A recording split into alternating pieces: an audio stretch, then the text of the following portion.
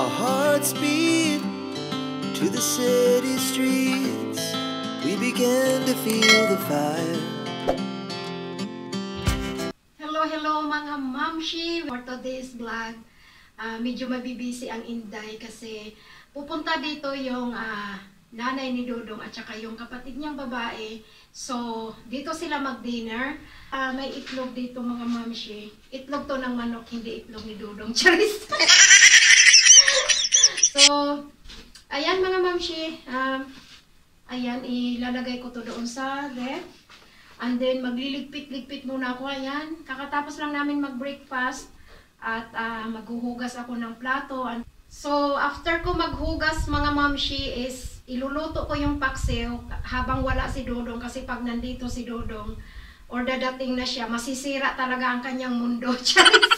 Ako na lang din yung minsan nag-a-adjust. Kasi syempre kawawa talaga siya mga mamshi. Yung, alam niyo yung parang naglilihi, nagduduwal-duwal. Talaga gawin ko, iluluto ko to habang wala pa siya. And then after that, although nakabukas naman lahat ng mga bintana kasi summer ngayon, mag-spray ako ng buong bahay. Kahit paano, hindi na masyadong maamoy pagkakulang. Ako nag-crave ako ngayon ng paksiw, kaya ayun, magluluto talaga ako. So,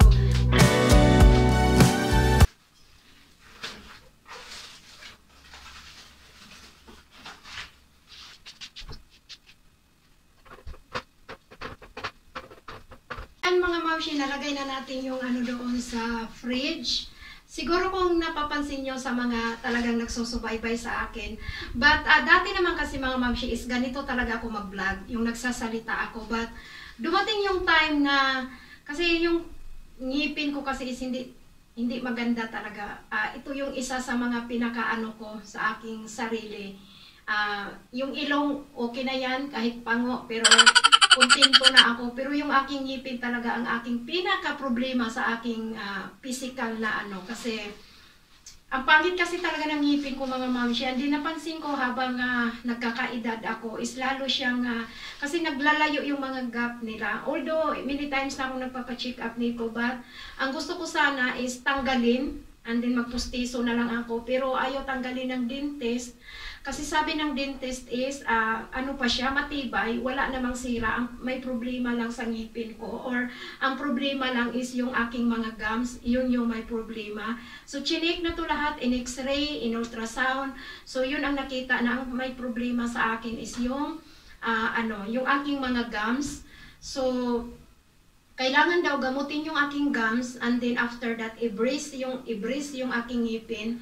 But, kasi sa isang public lang ako nagpupunta. So kailangan kasi dito pag public, kailangan mong magpa-appointment. Hindi naman pwede yung basta-basta ka na lang pupunta. And then ganun. So until now, mag 1 year na mga mamshi, nag-aantay ako ng aking appointment or rendezvous para sa kasi na na ako na-check na to lahat. Nalinis na siya. After that, kasi sabi ng dentist, kaya na ganito ang aking ngipin na naglayo-layo ang gap kasi nga ang may problema yung gums. So kusa siyang nag-aalog. So ayun, magkalayo ang gap ng aking mga ngipin kaya nahihiya talaga ako But dati naman nung start ako mag-vlog, ganito ako nagsasalita. But katagalan parang iwan ko ba, nahiya ako kaya siguro sa mga nagsusubaybay talaga sa akin is ayan, alam niyo na nag-u-audio lang ako. But ngayon na-realize ko, ay, hayaan mo na yung pangit ang ngipin. Hindi naman ako nag-iisa na ganito, Charis. Marami naman tayo na hindi kagandahan ang ngipin. Pero, but until now, nag-aantay talaga ako na aking appointment kasi punuan pa. Kaya yun lang din ang, hirap pag sa public. Kasi mag-antay ka talaga kung kailan ka magkaroon ng appointment. Unlike pag magpa-private ka, so anytime, yan, pwede ka go agad, pero ang mahal ng bayad. So, sabi ko, hayaan na lang yan. Antay lang ako hanggang siguro matagal na yung after 100 years old kung hindi pa ako magkaroon ng appointment doon.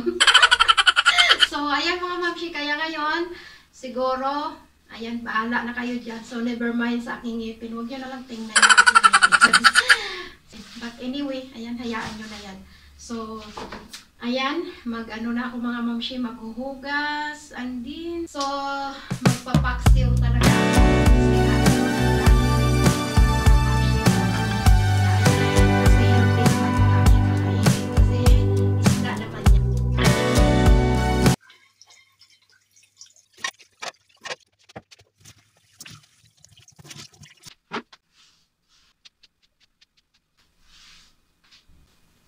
So ayan mga mamshi, tapos na ako maghugas and then magpapaksiw ako ngayon. At ito pala yung takuri namin. So binabad ko siya sa ano bang tawag yan? Parang muriatic acid yata sa atin yan. Kasi yung takuri is, syempre madalas magluto ng tea. Kasi tea is life talaga dito. Hindi pwedeng, every breakfast is walang tea. So, hindi talaga pwede yan sa kanila. Kaya, ayan, palaging may tea. So, palaging nilulutuan. So, parang nagpuputi-puti siya sa loob. Parang kumakapal yung puti-puti niya siguro dahil sa tea. Kaya, madalas ako merong yung ganon, muriatic acid. Ibabad ko lang muna to siya dito ng 2 or 3 hours and then after that, hugasan ko ng maayos and then lagyan ko siya ng tubig and then pakuluin ko siya and then hugasan ko ulit. Mga mamshi, nakapag-hugas ng inday and then nagpupunas-punas din ako dito sa aming sahig. At meron naman akong mop mga mamshi pero bihira ko lang talaga yung siya gamitin. Madalas talaga yung pag nagpupunas ako, yung kamay. Yung mop is, karaniwan ko lang siya ginagamit sa ilalim ng kama, sa ilalim ng sofa, yung mga ganun. Pero yung ordinary na paglinis-linis ko, yung everyday na linis-linis lang natin. So, talaga, basahan ang ginagamit ko. Ngayon, tinamad ako kasi talagang kinakamay ko yan, ganun. Ba't ngayon tinamad ako? So, pinaako lang siya. Kasi kahapon nagpunas din naman ako dito. Nagtanggal kasi ako ng mga mga mamshi. Ay, kung mapapansin nyo, yung hallway namin is walang carpet. Tinanggal ko kasi siya lahat mga mamshi. Medyo maliit na carpet mga mamshi is ako lang ang naglalaba-laba niyan kasi alam nyo napakamahal talaga ng bayad pag magpalaba ng carpet. So nang hinayang ako, alam nyo naman ako more on. Kasi mga mamshi is, iwan ko kuripot ba tawag niyan. Basta as long as medyo makapag-save tayo ng money is ginagawa ko yan kasi syempre hindi naman tayo mayaman. So kahit paano, yun man lang ang maitulong ko kay Dodong yung pagtitipid sa mga kung ano-ano at saka katulad niya yung mga carpet na yung maliliit lang naman, hindi naman siya super liit, hindi din siya makapal or hindi din naman siya super bigat. Yung kaya ko lang nalaban is ako lang naglalaba para syempre kahit paano masave natin yung pambaya doon. Pero yung talagang malalaki namin na carpet na makakapal is hindi ko talaga yung kaya labahan kasi hindi pa nga siya basa is talagang mabigat na. So what if kung basa na, so talagang mas mabigat. Kaya yun talaga lagi namin pinapalabahan, pero yung mga maliliit-liit lang na kayang-kaya ko kuskusin doon sa banyo, ako na talaga ang nagkukuskus. Kaya ayun, carpet ang bahay mga mamshi, doon sa sala, kwarto, doon sa labahan namin, dyan sa hallway, dito sa kusina, wala, tinanggal ko talaga lahat. Kasi nag-start na din ako mag-general cleaning kasi napapansin ko kasi yan dito sa kanila pagparating yung taglamig, parang nag-general cleaning talaga sila or Ramadan, ganyan. So ginaya-gaya ko lang din sila. So ngayon, August, last month of summer and then September, start na ng autumn season. So magtataglamig na naman dito mga mamshi kaya para hindi ako mahirapan sa gawaing bahay ko is inuunti-unti ko sila yung mag-general cleaning ako. So yung sala tapos na, lahat ng mga kortina doon natanggal ko na. Yung iba nilabahan ko lang and then binalik ko. Pero yung iba is nilabahan ko and then tinago ko, pinalitan ko ng ibang kortina. And then ayun, yung sa pinang sopa is palagi ko naman yung pinapalitan. And then yung carpet ay yung tinanggal ko na. Yung iba nalabahan ko na, yung iba andun tinabi ko yung medyo mabigat talaga.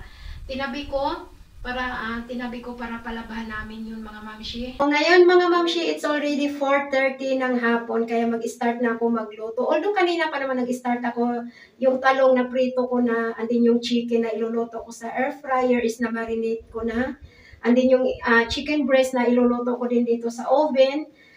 Ayun, nahiwa na din. Andun nilagay ko muna sila sa fridge. And then yung aking carrots na panghalo ko doon sa aking lulutuin na parang fried rice siya mga mamshi, but hahaluan ko siya ng karning baka. Most requested ito ni Bianan mga mamshi na pagkain natin. Sa lahat ng niluluto ko na, may mga niluluto kasi ako na pinapatikim sa kanya. So yun talaga ang nagustuhan niya.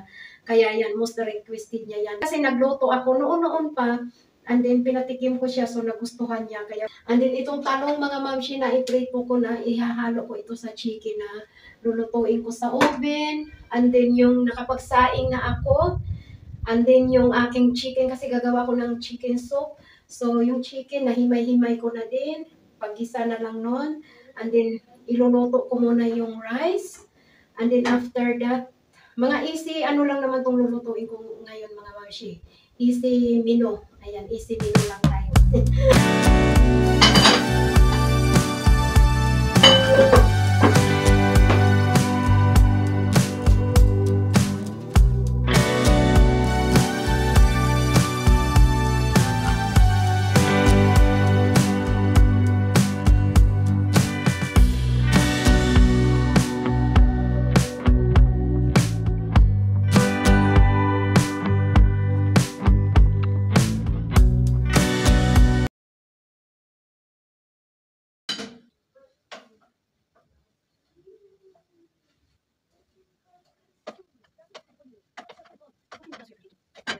Oldu. Oh, ellerine sağlık. Soğanı kavuracağım, değil mi?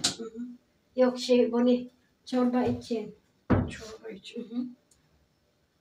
Motor burada ne?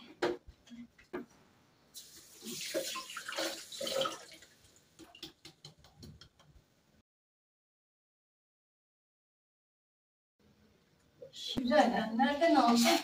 Burada market. Kaça aldın? 10 lira. Hadi ya. İndirim. Hangi marketi o? Burada. BİM mi? Yok burada. Burada var mı market?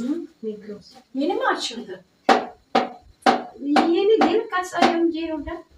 Alıyoruz ya. Ha, tamam tamam. İyi.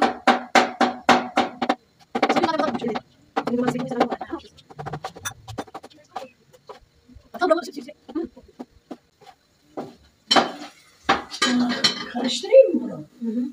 Bunlar Burada hadi.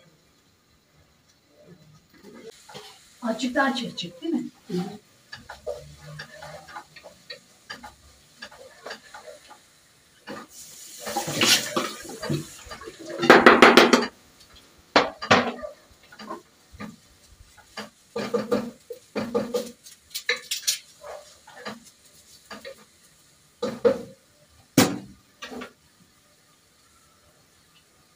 Soğan, domates, bu şey. Buna koyacağım. Burada ben de koyuyorum.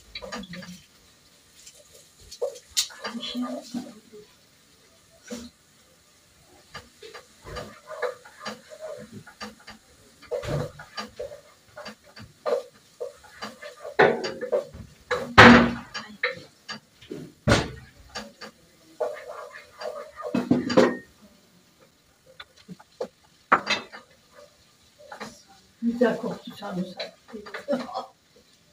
Beğendin mi sarımsak anne? Güzel. Beğendin mi sarımsak? Benim de. Aslında sarımsak çok iyiymiş ama işte. Yasak mı sana de?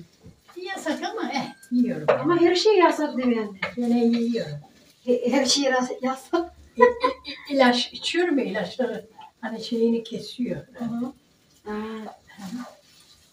Ama gene arada sırada kaçırıyorum ben. Ama olur galiba. Az ye. Az fazla değil mi? Azıcık yiyorum. Evet, acıcık.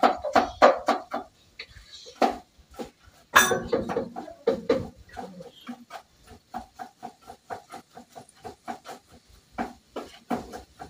Bu da sarımsak. Burada bir koyalım.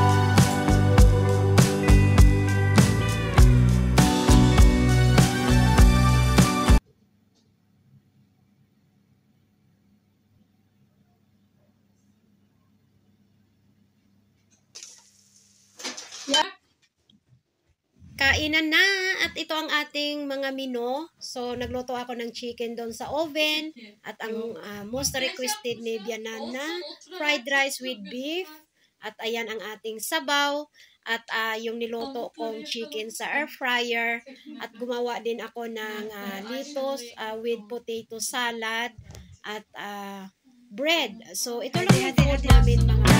Hindi ko na